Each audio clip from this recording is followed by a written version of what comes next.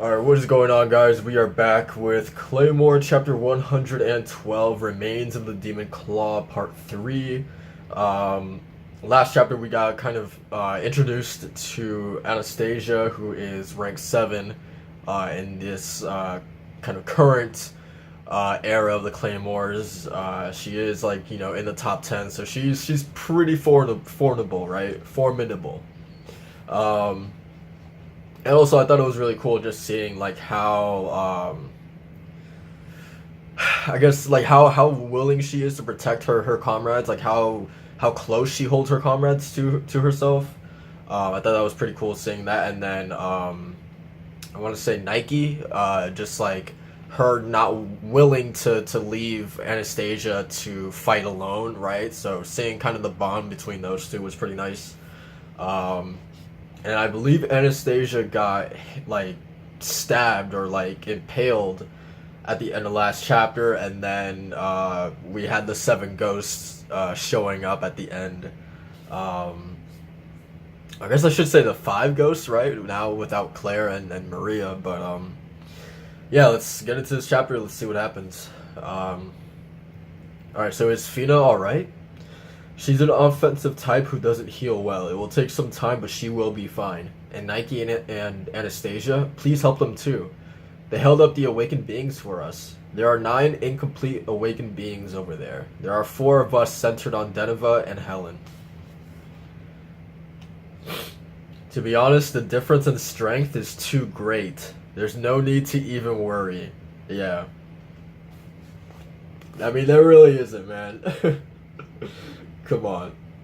Especially when you got Helen smiling like that, dude. Come on. Yeah, dude.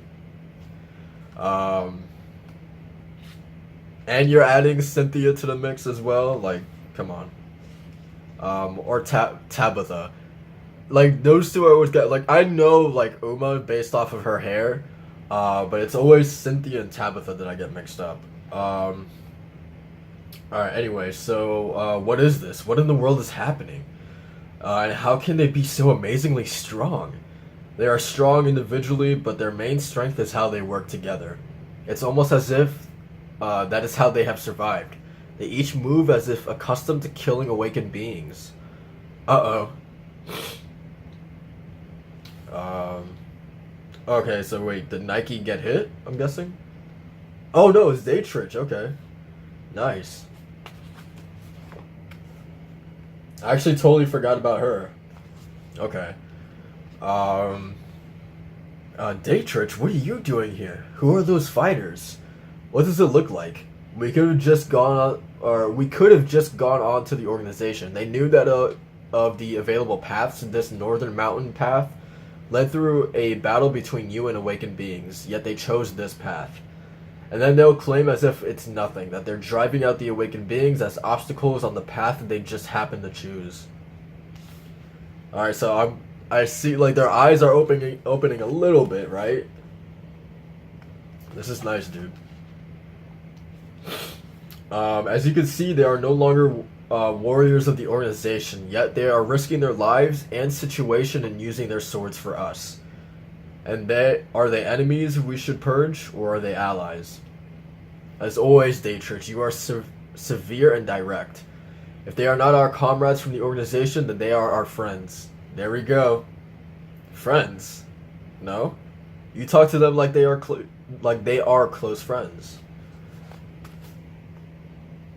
I like how this was like they came to this realization like pretty quickly, right? Like they didn't really have to mull over it like for too long. Like I like that it was like they saw the light, right? Pretty quickly.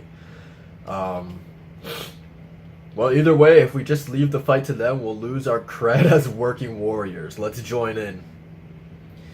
All right, here goes Deneva. Oh, and Anastasia's right there too, backing her up. Cool. Yeah, you got Helen and Nike working together too. Damn, this is awesome. Like the teamwork, man. Daytrich, or I think it was Anastasia, but who said it best? Like the teamwork, man, is like really on display. And even with like Nike and Helen have never worked together. Anastasia and Deneva have never worked together. Uh, you know, so like this is really cool.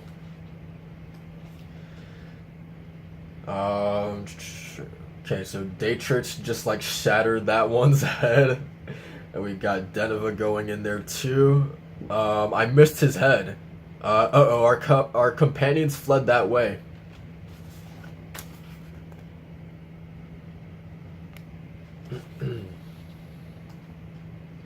Oh no, one escaped them. It's coming this way. What should we do, Cynthia? I can't take my hands off of her. I leave it to you, Uma. Alright, let's see what Uma's got. Oh, she's using two swords. Alright. I'm borrowing your two swords. Huh? Deneva cut an arm off the one coming this way, so it's wounded. It will charge in blind fear. Alright, Uma, let's do this. Moment of truth, man. Oh, she put one of the swords down. Dude, and she threw it like a frisbee. And it just like took off its legs, dude. Like the accuracy on that throw. Okay. And now Uma's just jumping right in and she just slashed him in half, it looks like. Nice. What a great moment for Uma, man. Like this was pretty cool. You were kind of rough there at the end. Sorry, I got a little hasty. Hey, you really did it. You're pretty good, Uma. I finished up back there and hurried over, but Deneva was right. Nike, Anastasia. Kira, is Fina alright? I just finished too. She should ruse after a little rest. Good. You have helped us. As the leader of our unit, I truly thank you. We just destroyed obstacles on the path we happened to be traveling. We didn't do it to help you. What? What's so funny? Oh, sorry. It's nothing. What are these things? Why are male awakened beings in a place like this? And they are fresh, half human, half demon. It seemed like they had just awakened. Tabitha, search for Yoma energy. A very small amount of Yoma energy. No, so small you can barely even call it Yoma energy. A hint like before the birth of a half demon. There is a place within a gathering of small Yoma energies just up ahead. It's so small and unusual that I would never have detected it unless I were looking for it. What? What is it, Deneva? What's going on? I remembered what Maria once said when she was talking about a male awakened being. That awakened being said there was one big error in what Maria said, and Maria should know what it is. What if the awakened being meant Maria's belief that male half-demons were created at one time but don't exist anymore? Huh? Even now, the organization continues to make male half-demons. Maria knew that. But I've never seen a male half-demon warrior. They are not warriors, just half-demons, and by nature, male half-demons awaken early. No, it can't be. It's true. The awakened beings that attacked Daytrich's hometown and the Holy City are what become of the male half-demons the organization is currently making. The Holy City?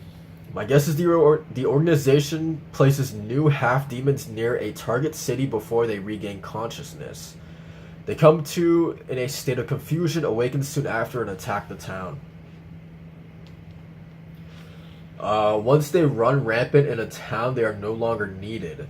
After they spread in various directions, if a request comes in to subdue them, the organization collects money. What? How could they? So really they're just... Wait a second. So after they spread in various directions, if a request comes in to subdue them, the organization collects money. So really they're just like creating a problem or creating an issue, like in order to, you know, reap in more money, right?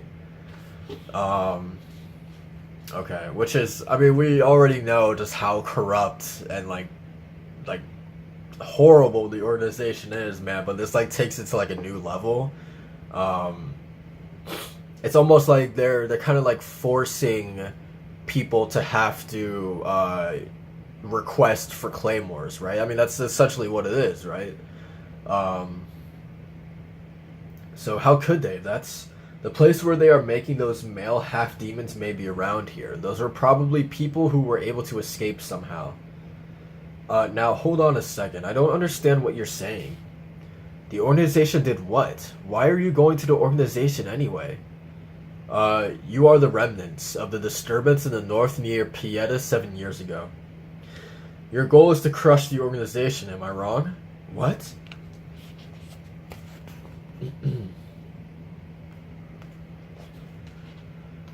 I saw the devastation at Pieta with my own eyes. To be honest, when I saw that, I became angry at what the organization had done to the warriors. Okay.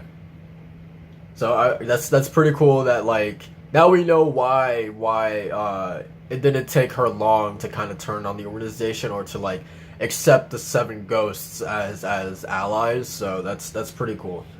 There is much I want to ask, but I'll leave it at just one question. What do you plan to do about the warriors who come forth to protect the organization? We will cut them down, of course. We are strong enough. But we will not take warriors' lives. That is the way of Maria, our captain. Now I think I know why. That tight-ass Datrix sticks with you. So good, man. Like, I'm really liking, like, I was a little shaky at the beginning with Deneva leading the charge, right? But it's really cool, like, I don't even know if I could say like slowly she's kind of taking in like that Maria role or like uh really embodying like Maria's teachings and lessons and basically what she saw from Maria, leading them for all these years, right? It's not that it's happened slowly because I feel like she's only been in this position for like a handful of chapters now, but it's cool seeing, Deneva like just like learning from Maria, right? And like actually teaching or taking her Maria's teachings like to heart, right? So that's really cool.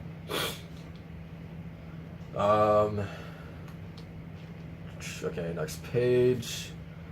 We will repay our debt. To be honest, it is so big we may not be able to repay it, but for now we will do what we can on the way to the organization. Oh, so they're actually gonna go back? Interesting. If you cooperate with us, the organization may purge you. I already died once, so there's no particular problem. I see. Tabitha, determine our route. You choose our roads from now on. Huh? You stood up for helping Maria and we followed. From now on we will follow the path that you determine. The path that we should take is see, like I'm really digging this. But like her becoming like a legit leader now. Oh, and of course the chapter ends right there. Um I want to say so next chapter is 113. I think that's I want to say that, I mean, it looks like the final chapter of volume 20. Um so I think what we're going to do is I'm probably going to record 113 like right after this. Um so we just get volume 20 out of the way, and then I'm going to have to like immediately pick up volume 21. Um but yeah, that's it for chapter 112. Um, so I mean, I feel like there's a lot to unpack here, and like, so like, I think probably like the thing that I was most interested in was just seeing like the teamwork between uh everyone really, like Deneva working with Anastasia and Helen working with Nike, because like I feel like they're kind of like mirror images of each other. So it was just perfect like seeing those two work together. Daytrich and Tabitha working together as well. um so yeah, it was really cool, like just seeing the teamwork and the camaraderie between these guys, like including the people that like I said earlier, like Anastasia and Helen and so on and so forth, like they've never worked with each other, but they still like killed those awakened beings, like they, have worked with each other before, right? Like the teamwork was just like so good between everybody. Like they were all like really in sync with each other. And then even Uma getting like a little moment to shine for her, I thought was really really cool. And much needed for that character, right? Um, so that was nice. Um, and now, so this I feel like we got like a bunch of lore dropped, like like a huge information drop or dump, um, just about like the male half demons, and I feel like I'm really gonna have to like reread it to like truly like understand it all. Um, So, the awakened beings that attack Dietrich's hometown in the Holy City are what become of the male half demons, the organizations. Yeah, so we know, of course, that the organization is the ones that are producing these half demons. Um, but then, like, I'm trying to see, like, are the organizations, are they the ones that are sending these half demons over to, these cities and these different towns? Um, I would assume that they are because obviously what they want is for those half demons to run rampant, destroy the whole town or, kill a bunch of people or whatever. So then it forces those towns to have to kind of call in for their services. That way they get more money. It really is a pretty like fucked up cycle that the organization has currently. Um, but the same way, even though it is really really messed up, it's like you can't deny that it's pretty smart, man. Like that's that way. Like what they're doing is basically like a never ending stream of revenue for them. Like right, it's like it basically ensures that they will always have like a recurring customer, right? Or people will always in some way or another will always be giving them money, right? Um, so basically, what this does is that like the whole purpose of a claymore or just having claymores in general will never be obsolete. Like there will never be a reason or a day that claymores won't be necessary in this world because of what the organization is doing. If that makes sense, like what the organization is doing, basically paves the way for claymores to always be needed in this world. Um, so I hate the organization, but I gotta hand it to them. Like that, it's pretty smart, man. What they're doing. Um, so okay, so Denova does talk about it a little bit that the organization, like they are the ones that are placing them like near these towns, and then once the half demons kind of awaken or whatever, they're confused. Obviously, they're disoriented. I'm guessing that's when they go on their rampage. Um, yeah, and then they attack the towns. Okay. Um, but I've never seen a male half demon warrior. If you guys can, because obviously the way Helen said that, it sounds like it's something significant. Can you guys tell me like what exactly is the significance of like Helen saying, but I've never seen a male half demon warrior before. Like, is there something like truly like game changing about that? Like she sounded like really really surprised when she said that. Um, so yeah, I don't know. Like, is that a new thing or what? I don't know. Um, I guess I want to say I guess that's pretty much it. Um, yeah, I mean, and then obviously the fact that Tabitha being able to locate that apparently wherever the organization is creating these half male demons is nearby in the area. I also wonder if this is also like the same, like let's just refer to it as like a laboratory or something like that. I wonder if this is also going to be the place where that one guy from the organization with the with the messed up face, I don't remember his name, but I wonder if that's also the same place where that guy is going to like kind of revive the previous number ones, perhaps. Maybe because how messed up would that be if like we have the group from Pieta go into that laboratory and they do find like the bodies of the previous number one claymores. Like how crazy would that be? That would be awesome. But I would cry if we saw Teresa in there, man. But I think that'd be really really cool. But anyway, that's it for this chapter. Like, comment, subscribe for more Claymore, and I'll see you guys in the next one. Uh, Peace.